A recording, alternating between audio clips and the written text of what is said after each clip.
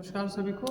आज हम लोग का एक एक्सपेरिमेंट है जिसका नाम है वेपर कंप्रेशन रेफ्रिजरेशन सिस्टम। यह अप्लाइड थर्मोडायनेमिक्स का एक एक्सपेरिमेंट है जिसका हम लोग पार्ट 1 अभी करने जा रहे हैं, जिसमें आप ये हमारा VCRS है, वेपर कंप्रेशन रेफ्रिजरेशन सिस्टम।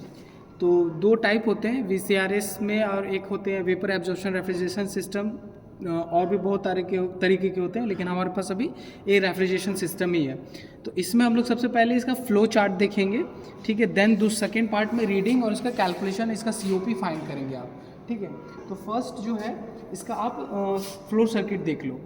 तो सबसे पहले इसमें जो 4 कंपोनेंट होते हैं, इवेपोरेटर, एक्सपेंशन वाल्व, ये हो गया आपका कंप्रेसर, और ये हो गया कंडेंसर, ठीक है। तो इसके जो 4 कंपोनेंट्स हैं ये हो गए। अब इसमें फ्लो कैसे होता है कि सपोज दैट कि हमने इसमें क्या रखा है, ये आपका इवेपोरेटर है। तो इवेपोरेटर में हमने इस वाटर को कूल करना है, ठीक है। तो इस वाटर को कूल करना है तो हमने इसमें रख दिया। तो इसका कुछ मिनिमम टेम्परेचर होगा, और हमने टेम्परेचर सेट किया कि सपोज दैट आपको अंडर 5 डिग्री सेल्सियस इसको मेंटेन करना है। तो सबसे पहले क्या होगा कि रेफ्रिजरेंट इस लाइन से इन करती है और इस लाइन से आउट करिए इवेपोरेटर में। तो इस लाइन से ना, जैसे एक्सपेंशन वाल्व से ये आ रहा होगा तो ये लिक्विड फेज में आता है, लिक्विड फेज में आता है। देन इसके अंदर इवेपोरेटर में ये अपने आप को चेंज करता है, फेज चेंज होता है एट कांस्टेंट प्रेशर, ठीक है। और ये हो जाता है आपका लिक्विड फेज में, वेपर फेज में। वेपर फेज में जाने के बाद इससे आउट होता है। यहाँ पे थर्मल बल्ब लगा हुआ है जिसका इंटरलिंकिंग आप देख रहे होंगे कि एक्सपेंशन वाल्व में है। ये एक्सपेंशन वाल्व से इंटरलिंक रहता है, जो कि इसके फ्लो को रेगुलेट करता है। अगर टेम्परेचर यहाँ जैसा इंक्रीज डिक्रीज करेगा, ये यहाँ से एक्सपेंशन वाल्व को रेगुलेट करेगा, वैसा क्लोज और ओपन करेगा, और यहाँ पे रेफ्रिजरेंट का फ्लो को मेंटेन करेगा, ठीक है। देन यहाँ से ये आउट करके ये सीधे चला जाता है आपका, इस लाइन को आप देखिए, ये इस लाइन से होते हुए सीधे आ जाता है कंप्रेसर के इनलेट में। ये रहा कंप्रेसर का इनलेट पॉइंट, कंप्रेसर का इनलेट हो गया, ये आउटलेट पॉइंट हो गया। और ये जो 2 पॉइंट है, इसके इनलेट और ये वाला देखिएगा, ये इनलेट टेम्परेचर को दिखा रहा है। ये इनलेट जो यहाँ पे लिखा हुआ है CI, ये कंप्रेसर के इनलेट और आउटलेट प्रेशर को, ये इनलेट प्रेशर और टेम्परेचर को दिखा रहा है। ये कंपाउंड गेज है, ठीक है। नेक्स्ट आपका ये पॉइंट है, ये आपका आउटलेट पॉइंट है। ये आउटलेट पॉइंट जा रहा है इसमें। ये आपका CO जो दिखा हुआ है, ये कंप्रेसर का आउटलेट टेम्परेचर और प्रेशर को रिप्रेजेंट कर रहा है। देन फिर यहाँ से होते हुए यहाँ पे आप देखोगे कि 2 ये हमारे पास high pressure low pressure cutout है।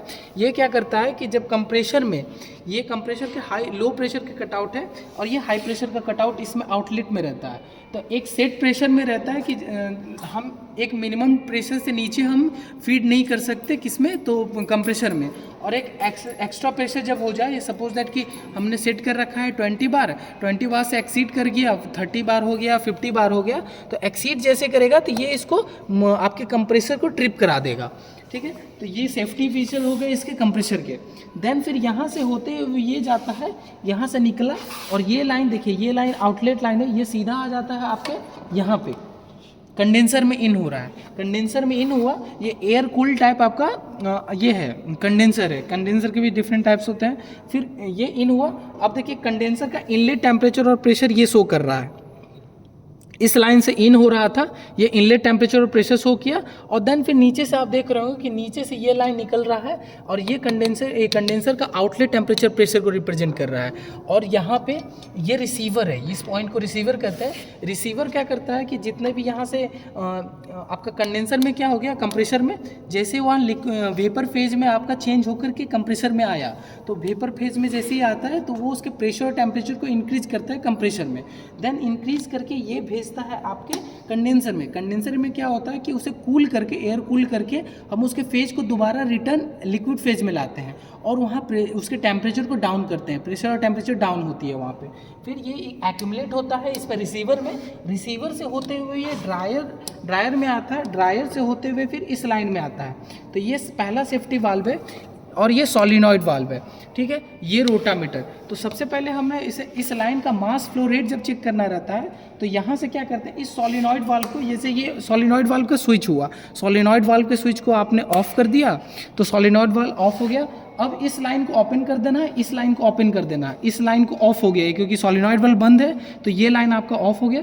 ये ओपन कर लो और ये लाइन ओपन कर लो, तो ये आपका रोटामीटर में फ्लो आने लगेगा। रोटामीटर में जैसे ही फ्लो आएगा ये आपका मास फ्लो रेट दे देगा, तो मास फ्लो रेट दे देगा और ये लाइन चालू हो जाएगा। ठीक है, जब हमें मास फ्लो रेट कैलकुलेट हो जाए तो कुछ देर के बाद आपको ये इसको ऑन करने के बाद ये लाइन हम ऑन करेंगे, सॉलिनॉइड वाल्व ओपन हो गया, अब इस लाइन से फ्लो जाने लगा, इस लाइन को आप बंद कर दोगे, ये दोनों लाइन बंद हो गए, ये ओपन रहेगा, ये ओपन रहेगा, इस लाइन से आप फ्लो जाने लगा।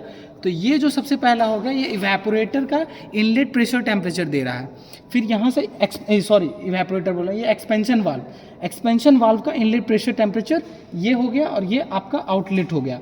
और यहाँ पे एक्सपेंशन वाल्व ये रहा, ये क्या करता है एट कांस्टेंट इंथैल्पी ये अपने आप को क्या करेगा, इसका प्रेशर रिड्यूस करता है, लिक्विड फेज से आपको भेजता है, लिक्विड फेज में कूल्ड हो करके यहाँ पे एक्यूमुलेटर में सप्लाई देता है। और इसका लिंकिंग जहाँ पहले ही बताया था ये थर्मल बल्ब से इंटरलिंक रहता है, तो कितना फ्लो मास फ्लो रेट होगा यहाँ से वो कंट्रोल किया जाता है थर्मल बल्ब से इवेपोरेटर में।